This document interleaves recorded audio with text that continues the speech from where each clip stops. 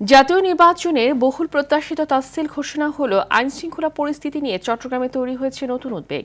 গত 15 মাসে চট্টগ্রাম নগর ও বিভিন্ন উপজেলায় খুন হয়েছে 35 জন। এর মধ্যে 22 জনের প্রাণ গেছে গুলিতে। হত্যার শিকার 35 জনের মধ্যে 8 জনকে হত্যার আগেই হুমকি দেওয়া হয়েছিল নানাভাবে। প্রার্থীদের নিরাপত্তা জোরদার করা হবে বলেও এর বাস্তবতায় দেখা মিলছে না বলে দাবি অনেকের। চট্টগ্রাম প্রতিনিধি সাইফুল মাহমুদের পাঠানো তথ্যচিত্রে বিস্তারিত জানাচ্ছেন সাকিব আল হাসান। ভোটের আগে চট্টগ্রামে অপরাধ জগৎ নিয়ন্ত্রণে নিতে আন্ডারওয়ার্ল্ডে চলছে টার্গেট কিলিং। আগ্নেয়াস্ত্র ব্যবহার করে একের পর এক হত্যাকাণ্ড চলছে কয়েক মাস ধরে। বাড়ছে রাজনৈতিক হত্যার ঘটনাও। তফসিলের পরদিনই ঢাকায় ইনকিলাব মঞ্চের মুখপাত্র ও ঢাকা ৮ আসনের সংসদ সদস্য প্রার্থী ওসমান হাদি গুলিবিদ্ধ হওয়ার ঘটনা উৎকণ্ঠা বাড়িয়েছে আরও।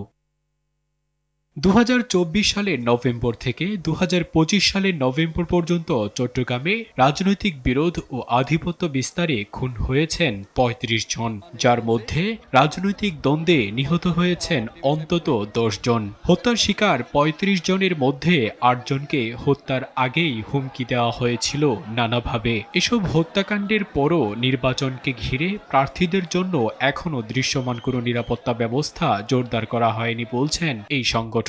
যদিও বলা হচ্ছে যে তাদের জুলাই যোদ্ধাদের নিরাপত্তার ব্যবস্থা করা হবে, প্রার্থীদের নিরাপত্তার ব্যবস্থা করতে হবে, কিন্তু এখনো পর্যন্ত সেরকম কোনো দৃশ্যমান দৃশ্য তো আমরা দেখছি না। এদিকে সন্ত্রাসী নির্মূলে পুলিশকে তৎপর হবার নির্দেশ সিএমপি কমিশনারের। এই সমস্ত বাহিনীকে নির্মূল করতে হবে।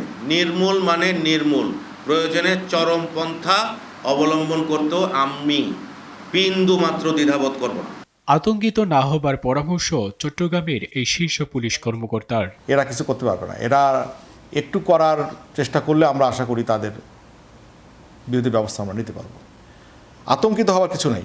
অবৈধ অস্ত্রধারী ও চিহ্নিত সন্ত্রাসীদের বিরুদ্ধে কঠোর অভিযান চালিয়ে গ্রেপ্তার নিশ্চিত না করা গেলে নির্বাচন ঘিরে নিরাপত্তা ঝুঁকি আরও বাড়বে শঙ্কা চট্টগ্রামবাসীর।